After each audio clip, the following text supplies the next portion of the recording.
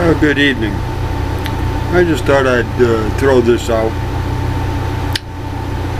When I first started this, I was talking to this girl named Mary. Around number 27, I started talking about her. She's over in Akira, Africa. And her and her mom runs this shelter for abused families. And during the talking to Mary, I told her that I learned how to do this YouTube thing. Well, they got Wi-Fi over there, and she actually looked me up and liked it. And she asked me to buy a chip. So I bought a chip, and I was waiting for a package that came here, and I was going to send it to her. And I decided, hey, I'm going to put that chip in there and download all the videos I have, 33 of them. So the first 33 of my YouTube videos are on a big screen TV over in Africa. And I was talking to Mary yesterday, and I was curious if they're still watching those stupid things. And what Mary told me is that they are. For about 3 hours a day, it's nothing but me on that screen. And according to Mary, people like me. But here's the ironic part. They don't really talk to Mary. They talk to her mom. And her mom, through Mary to me, has told me that my video has actually changed the way people think over there in Africa when they watch my videos. A couple people are doing devotions. Apparently one of them has already wrote to Charlie and got In Touch devotions, and one of them wrote to David Jeremiah. He got his devotions. Now, I profess to be the worst Christian in the world, but here's the ironic part. Mary's mom told me, and I'm against it, but the people over there in Africa really look forward, and they will sit for an hour waiting for Mary's boss to put me on that TV. And she said that there's anywhere between 40 and 60 people, children included. Now they have divided up because a few of them, my language is not suitable, and they won't air those that they separated to the children, which I can fully understand. But they don't look at that. They said that I'm just as human as they are. And it really impresses me. I'm thinking about taking my 120 some odd videos and putting them on a chip and sending those. You know? So, anyways, that's just what I'm thinking about doing. I doubt very seriously if any of my videos are going to go viral. Not because of the content, But the thing is, there's no drama involved. There's no death and destruction and blood and guts and all that rigor mortis garbage in any of my videos. It's real to life. Just like the video I did yesterday. All lives matter. Human beings. If you got arms and you got a body, and whether you got facial hair or not, that don't matter. My family hates it. But anyways, it just doesn't matter. If you're a human, made in God's image, your life matters. Now this thing that policemen are going through, I am totally against Hillary with what she said. I am totally against Obama and what he said. Police have been around since creation. Romans had policemen walking the streets of Rome, England, Israel. Even the temple had palace guards.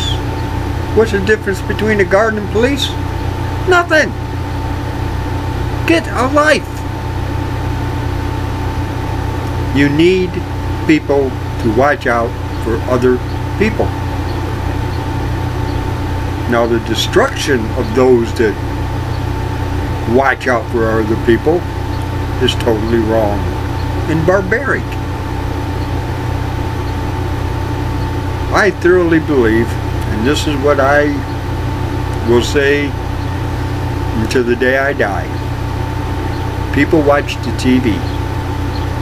They see what's going on. And in their mental mind, and everybody's mental mind is totally different, there's a few that says, I can do better than that, watch me. And they do. They go out and try. Right now we're going through this thing of killing cops. But Hillary is wrong to bring up the black. Obama is wrong to bring up the black. Blacks are not killing cops. Human beings are killing human beings. That's just the way it is. Everybody should just put it in perspective again. Human beings are slaughtering human beings.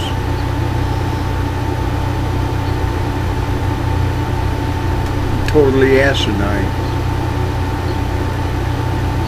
Now what does God say about it? In the Bible, in Genesis, there was a Tower of Babel. Some king wanted to build a stairway to heaven. Well, they built that stairway. And he went up on top of that stairway, took a bow and arrow, and no, gotta go higher. God looked down on them and confused their language, mixed up their tongues. They all started talking in their own language, but they weren't understood by the guy right next to them who used to talk the same language. Put yourself in the shoes of that day. Now let's go a couple thousand years ahead. Christ came, lived for 33.5 years, and was crucified. He told his disciples to stay in Jerusalem until I send the Holy Spirit. He sent the Holy Spirit.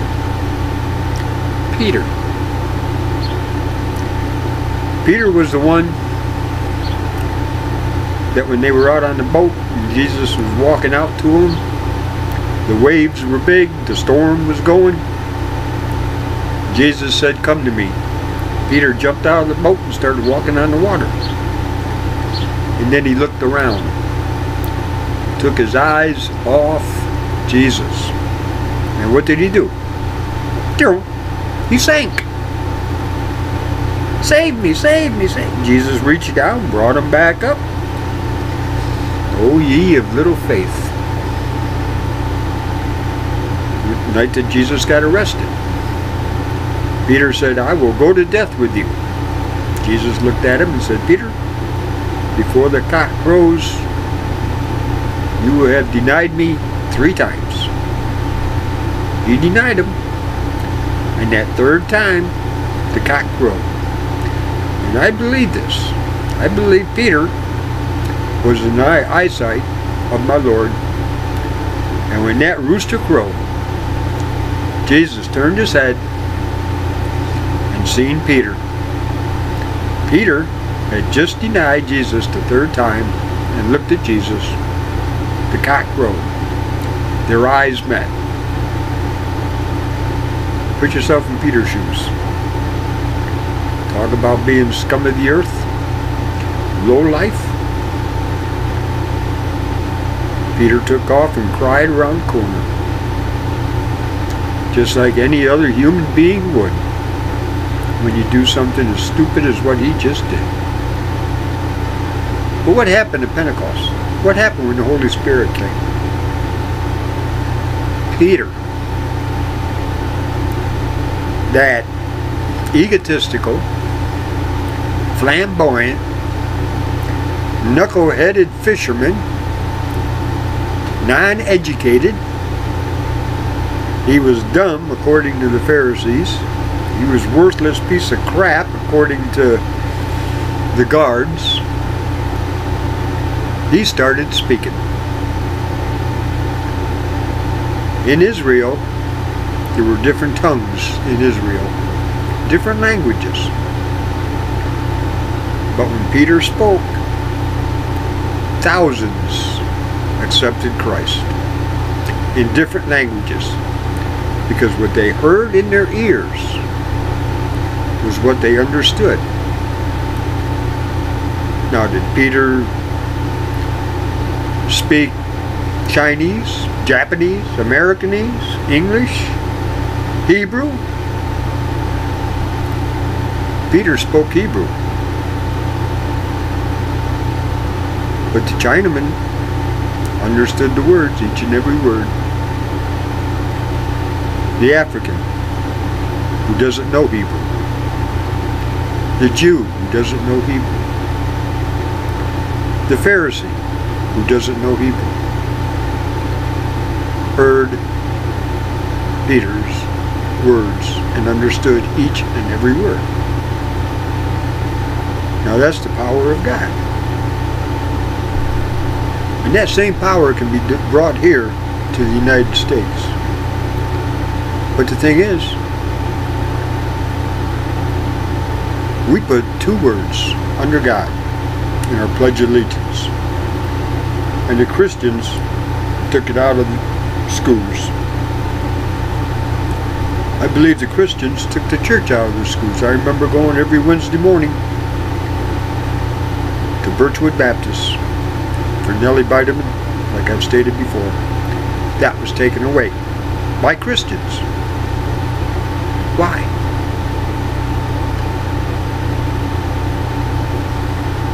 We need to get back. We need to get back to where it was. Now, is Donald Trump going to do it? No.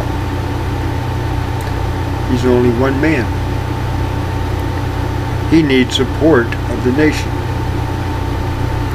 Now, how can you get support in a nation that is divided? A house divided cannot stand. That comes right out of the Bible. Don't believe me? Look at the Gettysburg Address. Abe Lincoln quoted the Bible 3 times in the Gettysburg Address. House divided cannot stand. like I've stated before. Russia predicted the United States is going to fall in on itself, and they don't have to raise a gun, they don't have to raise a weapon against it, because the United States is going to fall on itself internally by its own stupidity. And that's exactly what's going on now. Some idiot is watching the news and says, gee, only 5 cops? Watch me go out and kill 6. Oh, look at all the gays in that one bar. Well, I know where there's a gay bar. I'll take my semi-automatic and go in there on a Friday night. That's what's going on. And if I'm wrong, prove it.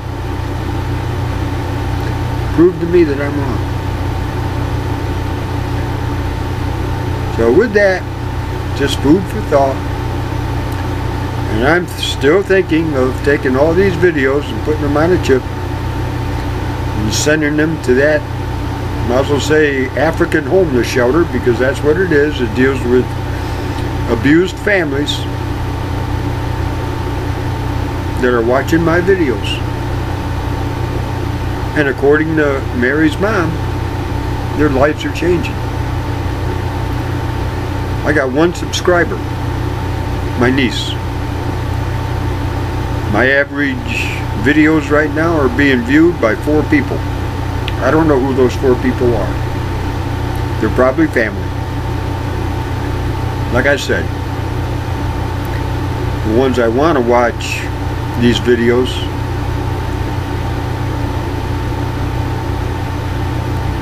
Corey, Chris, Nathan, and Evangeline. That way they know who their real father is and can understand where I'm coming from. That's my wish and my prayer every day.